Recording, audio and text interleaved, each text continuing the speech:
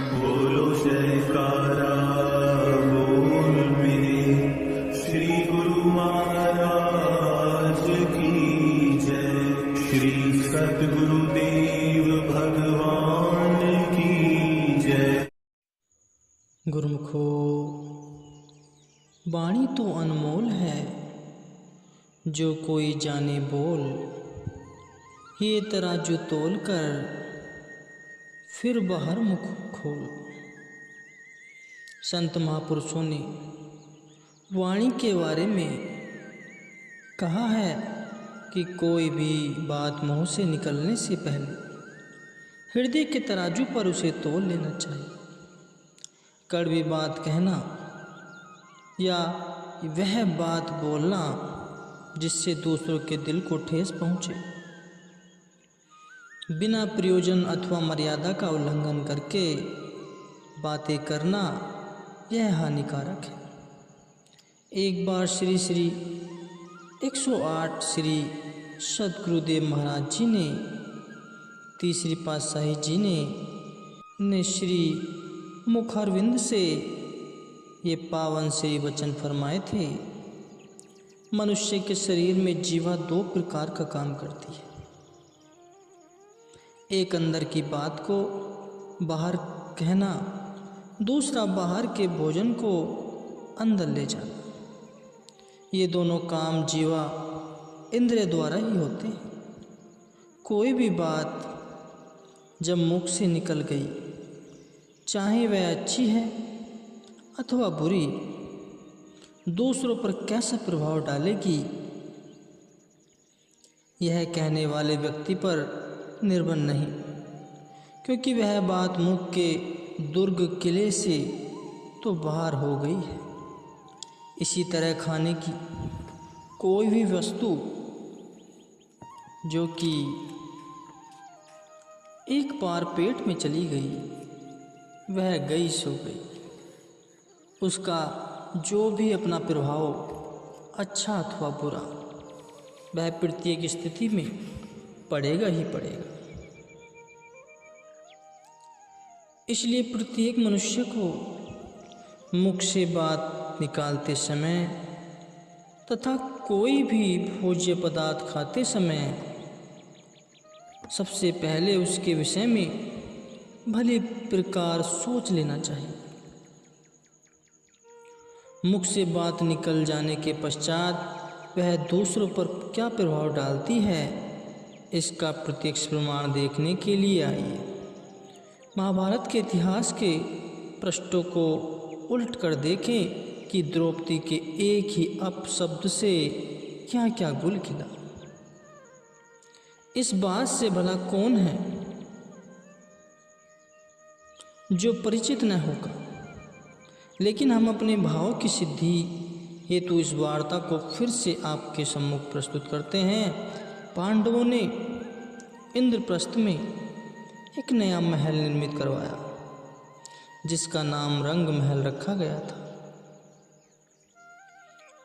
मैदानव ने इसे ऐसे कलात्मक ढंग से बनाया था कि देखने वाले ठगे से रह जाते थे।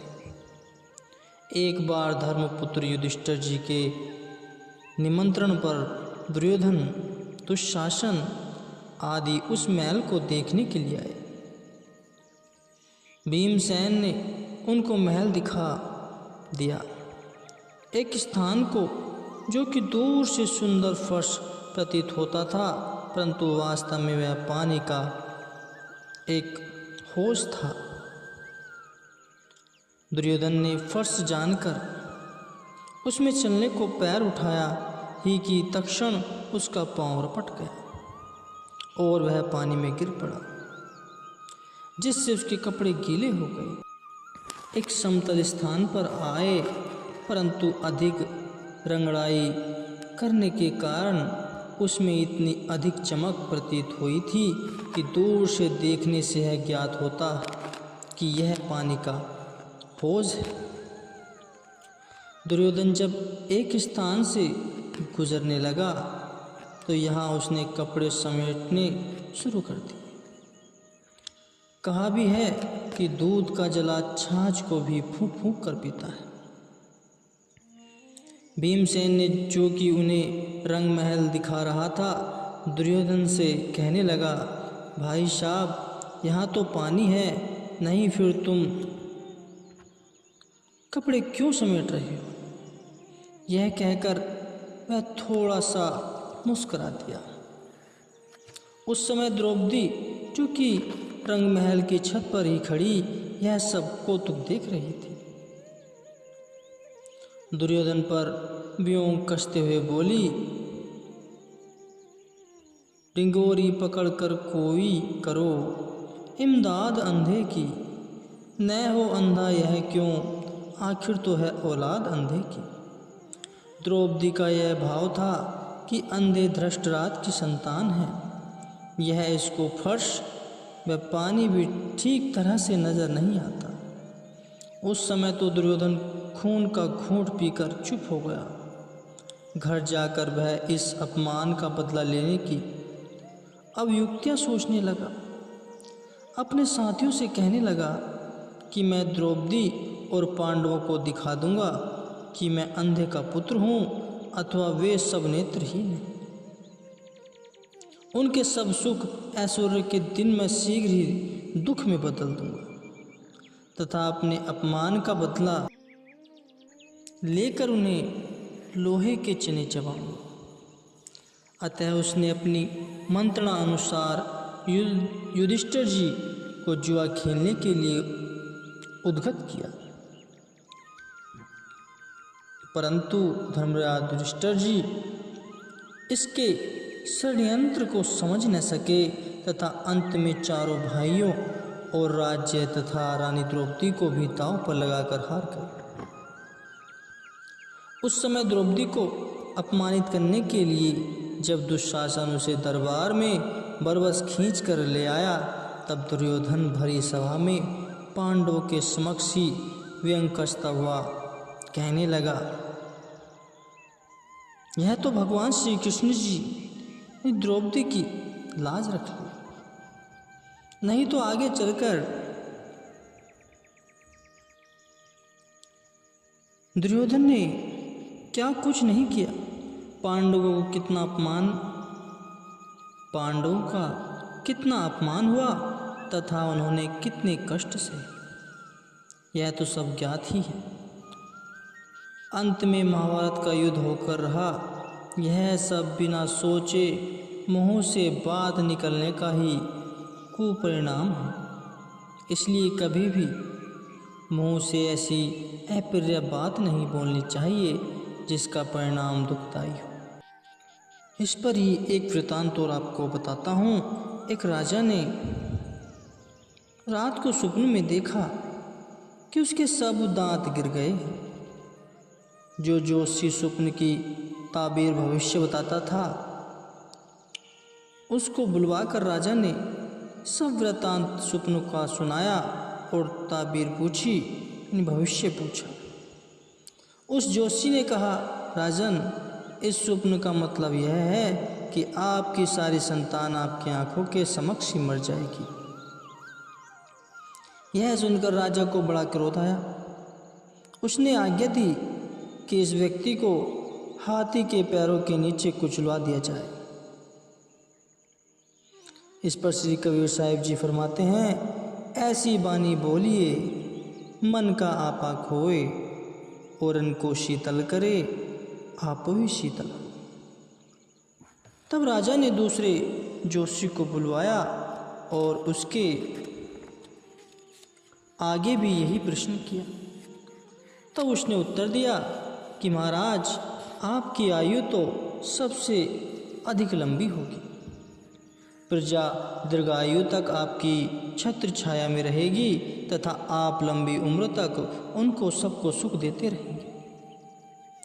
इस उत्तर को पाकर राजा अति प्रसन्न हुआ। इस जोशी को पुरस्कार में राजा ने एक हाथी दे दिया। अब देखिए, उत्तर दोनों जोशी का एक समान ही था, परंतु कहने कहने में कितना अंतर है। तभी तो कहा गया है, बात न कीजिए अटपटी, कीजिए बात बना, बातों हाथी पाइए, बातों हाथी पा।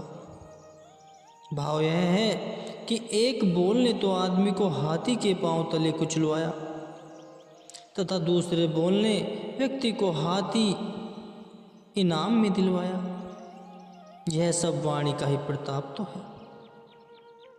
यदि इस वाणी द्वारा मालिक के गुणानुवाद गाए जाएं तो फिर मनुष्य को कितना ही दिव्य आनंद प्राप्त होगा। एक परमार्थी जिज्ञासु के लिए तो यह आवश्यक बात है। उसे अपने जीवन को इसी सांचे में ढालना चाहिए क्या कि वह उसके साथ मीठे वचन बोले तथा कड़वे वचनों का परित्याग करे। इसलिए जीवा इंद्रियों पर नियंत्रण रखना एक परमार्थी के जीवन का आवश्यक अंग है। एक सच्चे गुरुमुख के लिए तो यहाँ तक कहा गया है कि जो सोवे तो सुन्न में, जो जागे हरि नाम, जो बोले तो हरि कथा, भक्ति करे निष्काम। अर्थात वह यदि निद्रावस्था में हो तो तब भी उसके मन की तार अपने मालिक के चरणों से बंधी हो तथा जागृत अवस्था में प्रभु नाम का सुमिरन करे। यदि किसी के साथ बोले तो ईश्वर के गुणानुवाद करे। इससे जीवा व मन दोनों ही पवित्र होते हैं और ये निष्काम भक्ति के लक्षण हैं गुरुमुखों।